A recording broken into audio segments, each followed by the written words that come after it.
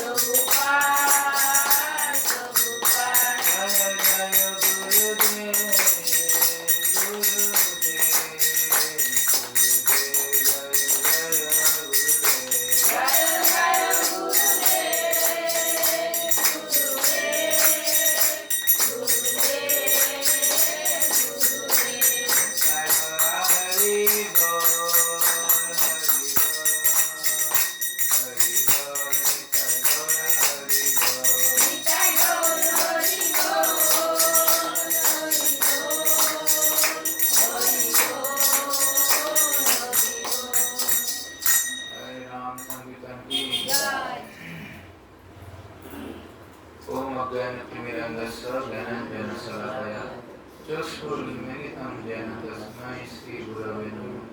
श्रीचैतन्यमनोभीष्टं स्थापितं येन भूतले स्वयं रूपं पदामह्यं ददाति सर्वदान्तिकं। नमोऽयं विष्णुपादाय कृष्णपृष्ठाय भूतले श्रीमते जयपताका स्वामिनिति नामिने। नमो आचार्यपादाय निताय कृपाप्रदायिने गौरकथाधामधय नगरग्रामतारिणे। वाञ्छाकल्पतरुभ्यश्च कृपासिन्धुभ्यो एव च पतितानां पावनेभ्यो वैष्णवेभ्यो नमो नमः। हे कृष्ण करुणा सिंधु दीनबन्धु जगत्पते गोपेश गोपिकाकान्त राधाकान्त नमोस्तुते। तप्त कांचन गौरांगी राधे वृंदावनेश्वरी वृषभानुसुते देवी हरिप्रिये। ओम वृंदावनी तुलसी देवी प्रिया वैकी सवसज विष्णुपुत्री परिदेवी सत्यवते नमो नमः। जय श्री कृष्ण चैतन्य प्रभु नित्यानंद श्री अद्वैत गदाधर शिवासादि श्री गौर भक्तवृंद। हरे कृष्णा कृष्णा कृष्णा हरे हरे हरे राम राम राम हरे हरे। हरे कृष्णा कृष्णा कृष्णा हरे हरे हरे राम राम राम हरे हरे। हरे कृष्णा कृष्णा कृष्णा हरे हरे हरे राम राम राम हरे हरे। ओम नमो भगवते वासुदेवाय। ओम नमो भगवते वासुदेवाय। ओम नमो भगवते वासुदेवाय। ओम नमो भगवते वासुदेवाय। ओम नमो भगवते वासुदेवाय। ओम नमो भगवते वासुदेवाय। हरि ओम तत्सत्। हरि ओम तत्सत्। हरि ओम तत्सत्।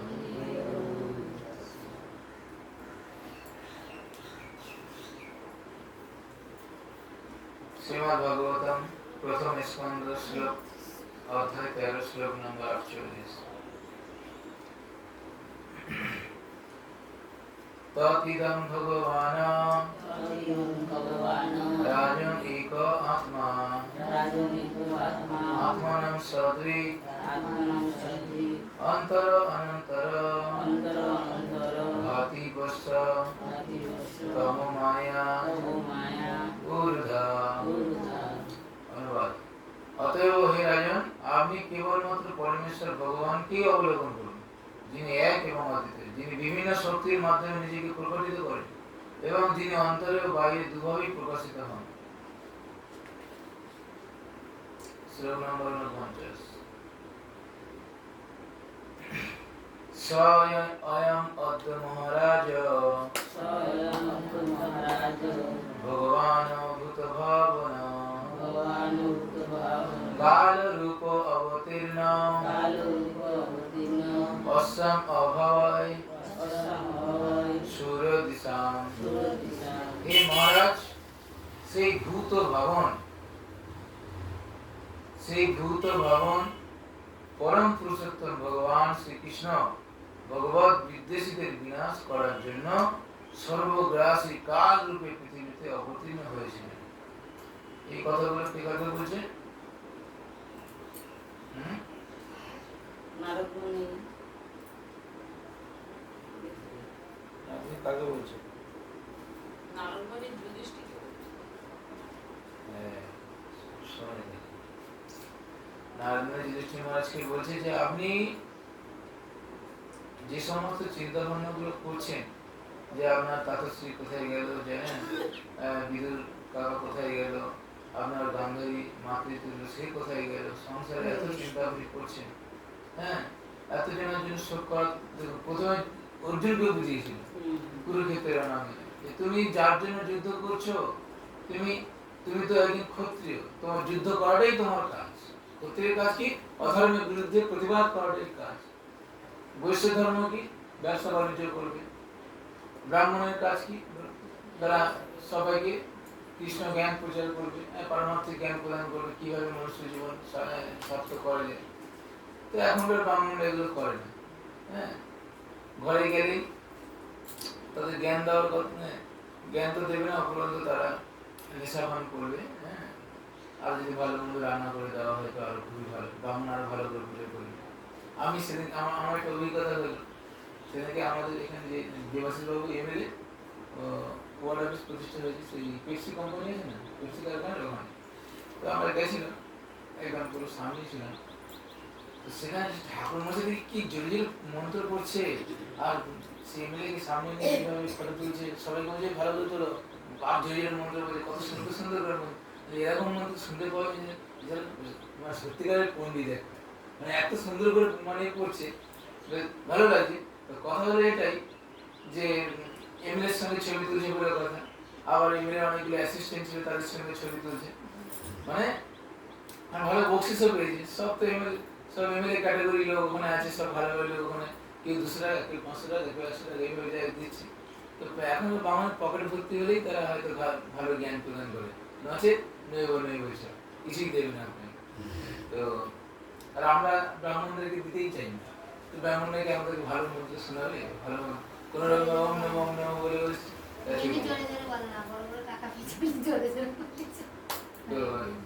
তো এখানে যাই হোক, তাই এখানে বলা হচ্ছে যে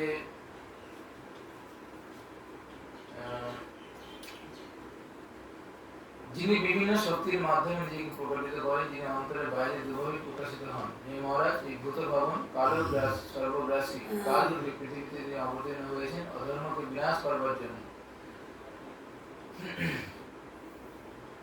শ্লোক নম্বর 50। নিষ্পাদিতম দিবকৃতম অবশেষম প্রতীক্ষতে তাবজ্জিয়ম অবেক্ষদম ভবেৎ যাবৎ ইহ ঈশ্বর নিষ্পাদিত সম্পাদিত। পরমেশ্বর ভগবান দেবতাদের সাহায্য করার উদ্দেশ্যে ইতিমধ্যেই তার কর্তব্য কর্ম সম্পন্ন করেছে এবং এখন তিনি অবশিষ্ট কার্যের প্রতীক্ষা করছেন। যতক্ষণ পর্যন্ত ভগবান এই পৃথিবীতে আছেন সেই পর্যন্ত আপনারা পাণ্ডবেরা অপেক্ষা করে থাকতে পারেন। এই জড়জগতের বিভিন্ন বিভাগের অধ্যক্ষ দেবতারা যখন কেবল ভগবত বিদ্বেষী নয়, ভগবত বিদ্বেষী অসুরদের দ্বারা অত্যন্ত বিপর্যস্ত হন, তখন তাদের সাহায্য করবার জন্য পরমেশ্বর ভগবান শিব জগতের সর্বোচ্চ প্রভুকে তার নিজের ধামে কৃষ্ণলোক থেকে অবতরণ করেন। সমস্ত দেবতারা তারা বিভিন্ন ডিপার্টমেন্ট নিয়ে রয়েছে, বায়ু দেবতা বায়ু ডিপার্টমেন্টে আছে, অগ্নি দেবতা অগ্নি ডিপার্টমেন্টে আছে, জল দেবতা জল।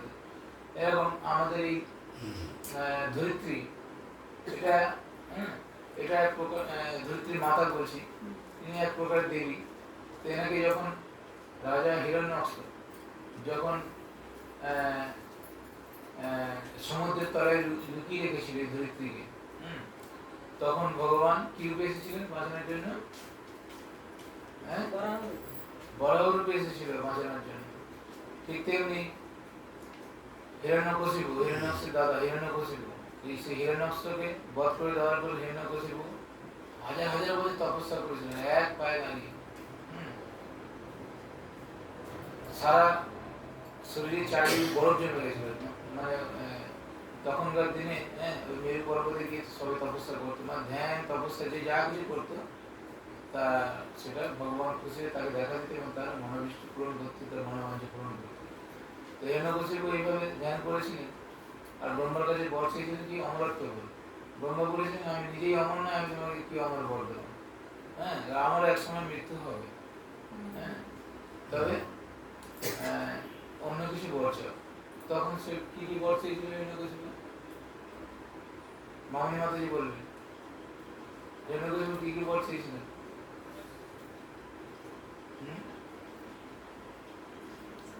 বলেন কি বর চেয়েছিলেন? মনে নেই মাতাজি, আপনি জানেন? সুভদ্রা মাতাজি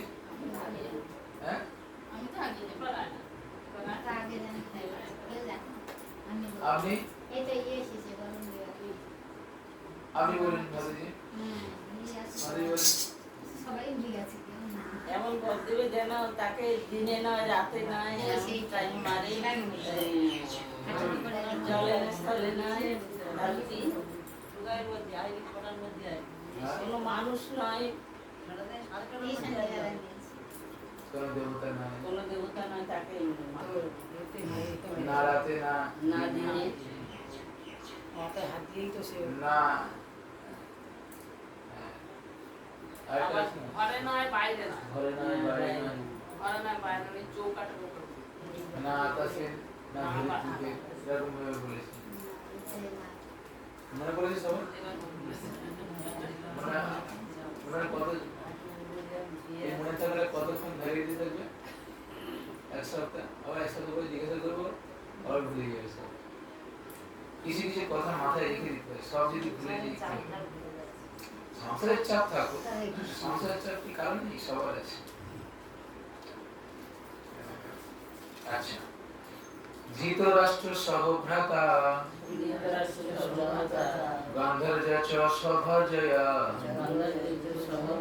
চ সভাজয়া দক্ষিণেন ভীমবত ঋষিণাম আশ্রমম গত।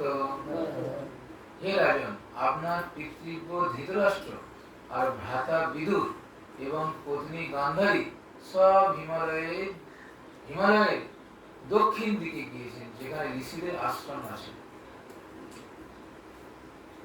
শোকগ্রস্ত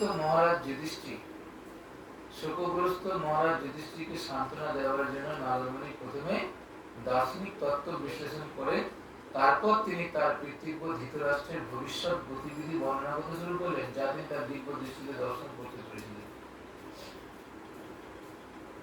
শ্রোতভি সপ্তভি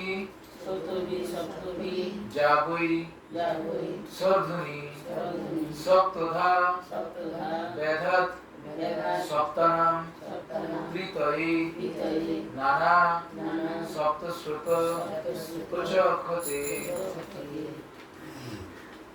সেই স্থানে পবিত্র গঙ্গা নদী সপ্ত ঋষির প্রীতি সম্পাদনের জন্য নিজেকে সপ্ত ধারায় বিভক্ত করেছিল। সেই জন্য এই স্থানকে লোকে সপ্তস্রোত তীর্থ বলে। তাহলে দেবর্ষি নারদের বর্ণনা এতক্ষণ ধরে বর্ণনা করলেন তার দার্শনিক তত্ত্ব, যে তোমার এইসব শোক করার দরকার নেই, তুমি ভগবানের কথা চিন্তা করো, কারণ ভগবান সমস্ত অধর্মকে বিনাশ করে তিনি এখন অধর্মকে বিনাশ করার জন্য তার কৃষ্ণ লোক থেকে তিনি এই মর্তধামে এসেছেন। তিনি এক এবং অদ্বিতীয়, তারপরে আর কেউ নেই। তুমি তার কথা চিন্তা করো, যার কথা চিন্তা করলে তুমি পরম ধাম লাভ করতে পারবে। এখন তিনি দার্শনিক কথা, এখন দেবর্ষি নারদ এখন এই কথা ছেড়ে দিয়ে এখন এলে তুমি যাদের কথা চিন্তা করছো তারা এখন কোথায় গেলে তোমাকে আমি সেই কথাই বলছি, বা তারা কোথায় যাবে বা তাদের কি হতে চলেছে আমি তোমাকে সেই কথাই বলছি। কেউ বলছে নারদমুনি, নারদমুনি তার দিব্য জ্ঞান ছিল, তার দিব্য দৃষ্টি ছিল, সুতরাং নারদমুনির দ্বারা কোনো অসম্ভব, মানে যে কোনো অসম্ভবকে সম্ভব সহজে করতে পারবে। ধৃতরাষ্ট্র কোথায় যাবে, কোথায় গিয়ে কি করবে, কিভাবে তার মৃত্যু হবে, সবই তিনি জানেন। সেই সব ঘটনা এখন যুধিষ্ঠিরকে বলছে।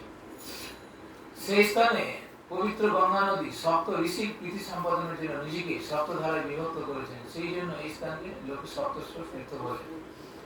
সেই সপ্তস্রোত তীর্থ ওখানে তিনি গেছেন। সাত্তা অনুশুভনম, অনুশুভম মানে নিয়মিতভাবে 3 বার, সকাল দুপুর সন্ধ্যা।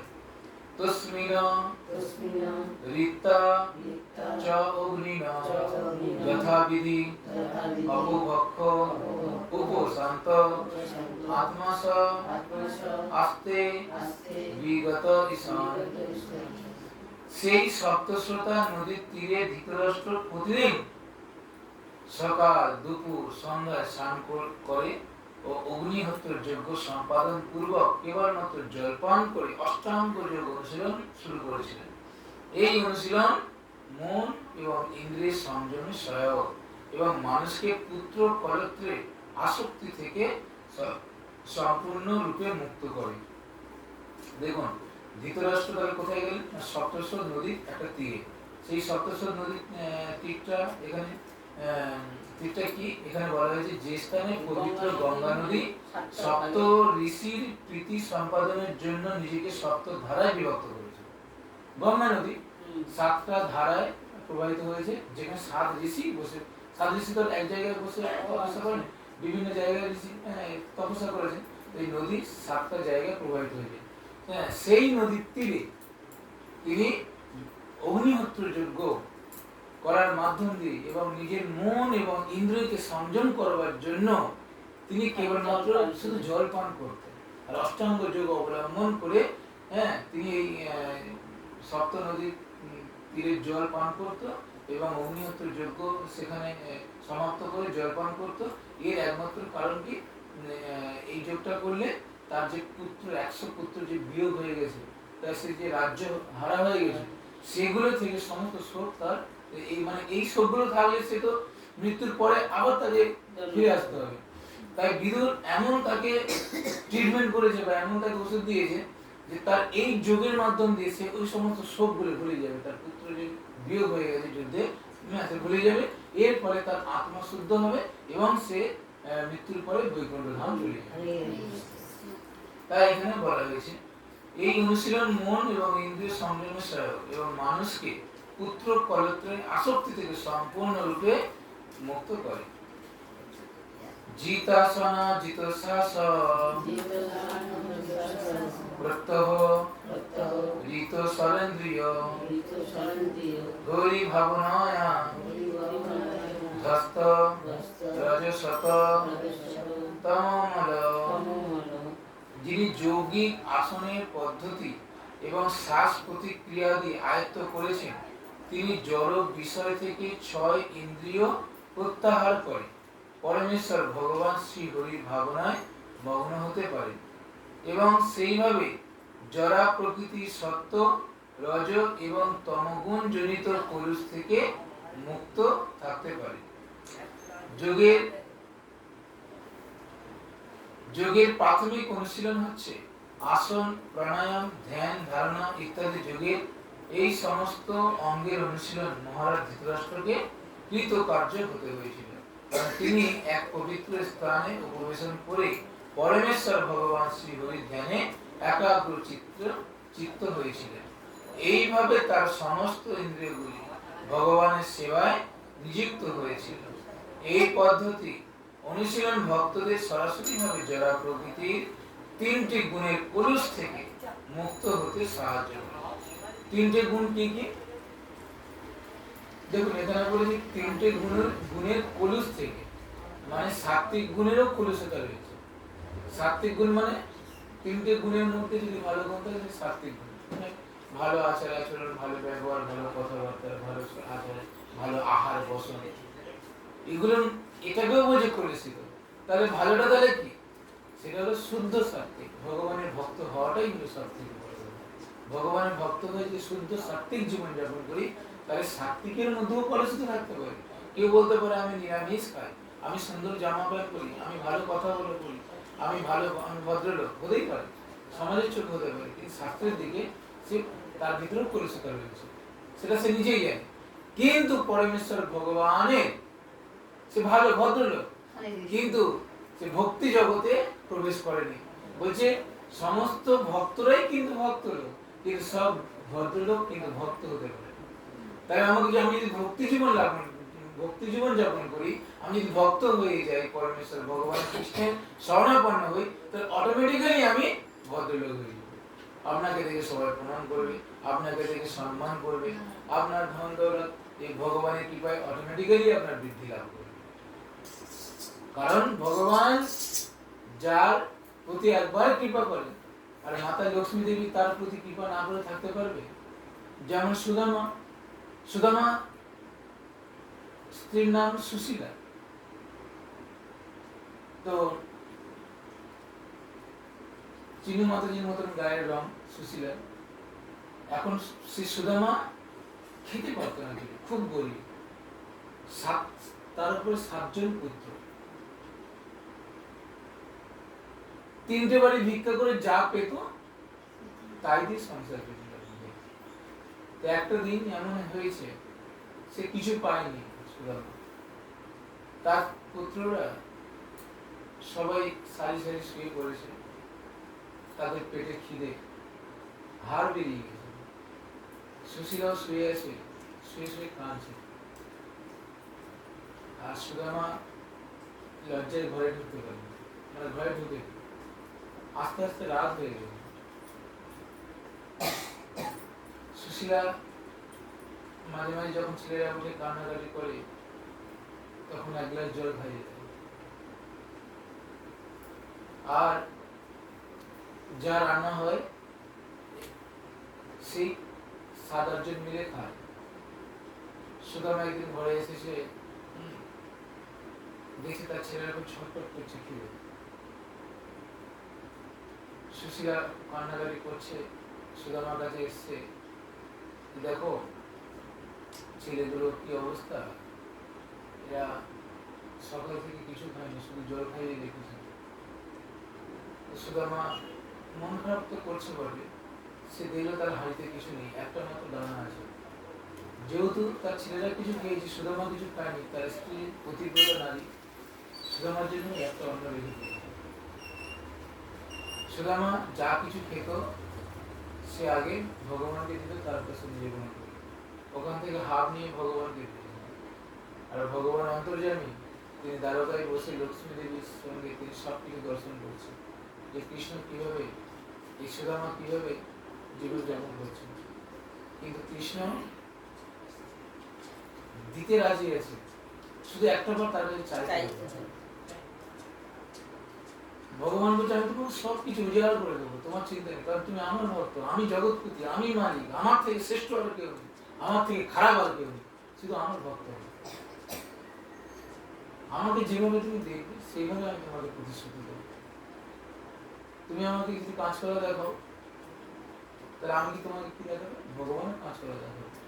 ভগবানকে যদি তুমি, ভগবানের কাছে যদি তুমি 1 পা এগিয়ে যাও, ভগবান তোমার কাছে 10 পা এগিয়ে আসো তোমাকে না।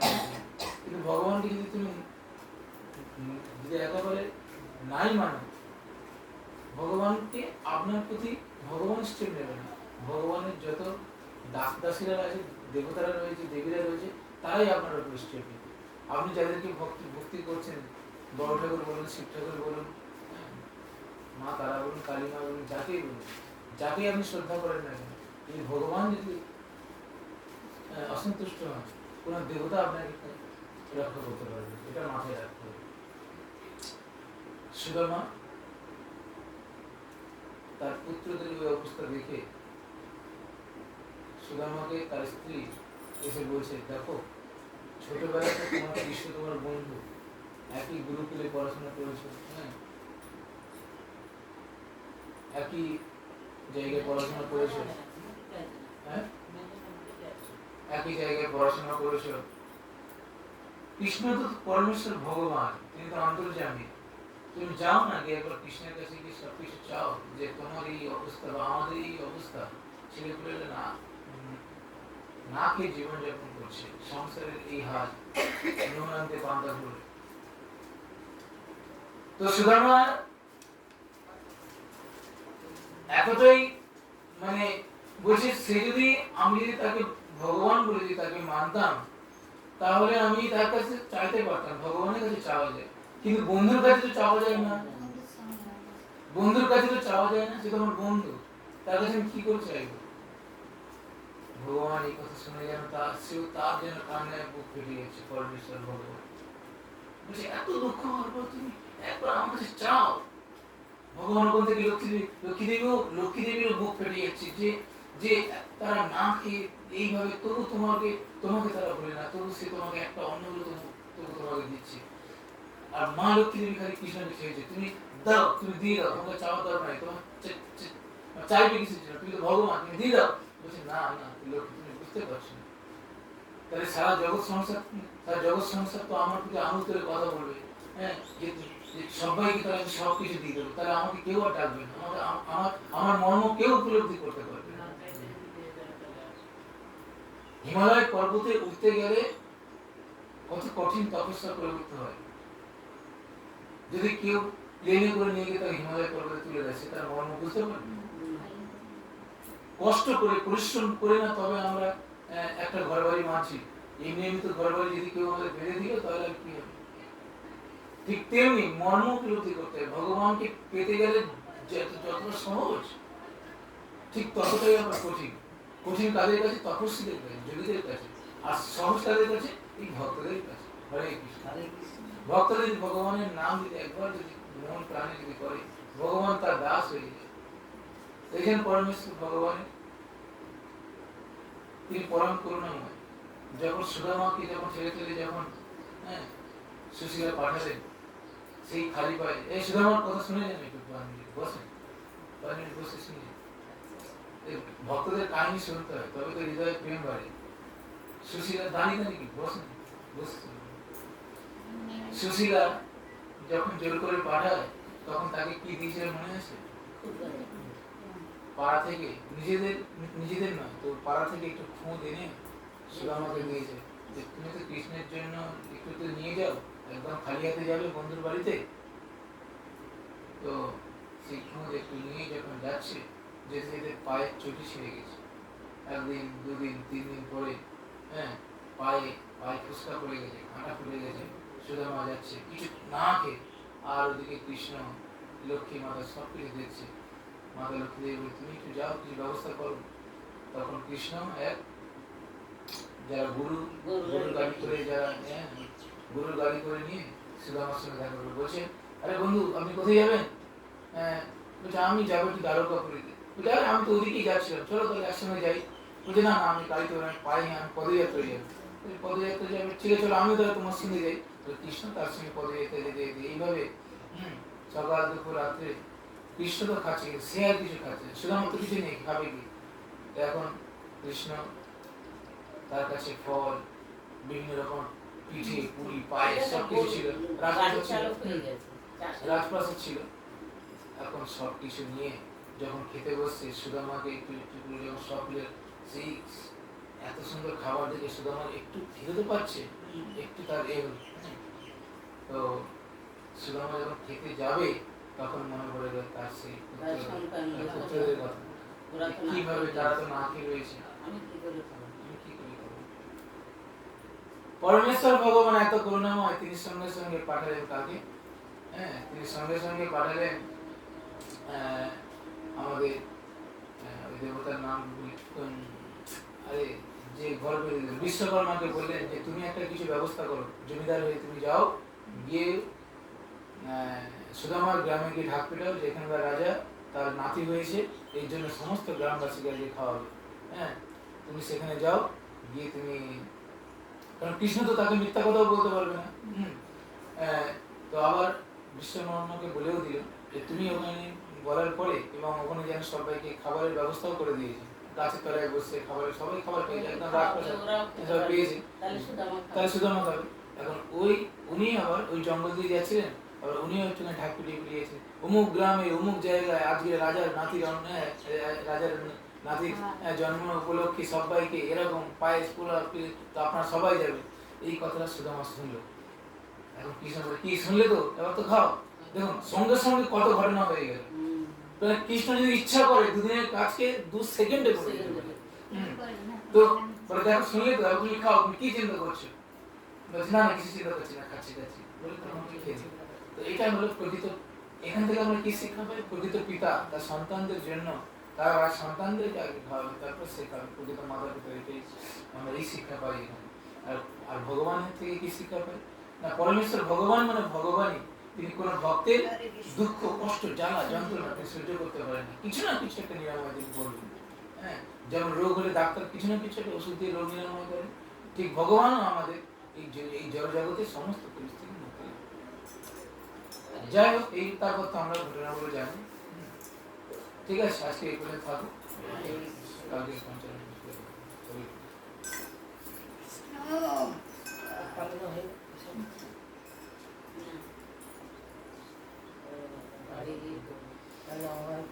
আগের বারে পালানাটা 7:30 মধ্যে ছিল।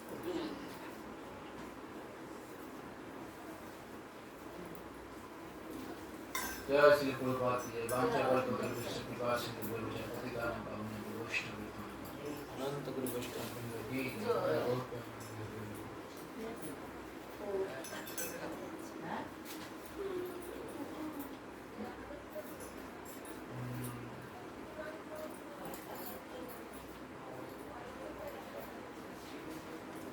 করেছি হ্যাঁ বলে জানি এই, কোন?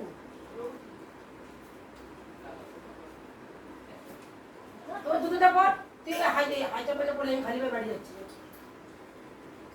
তোর জুতোটা পর কিনে রাখছি না তো কিনে রাখছি না তো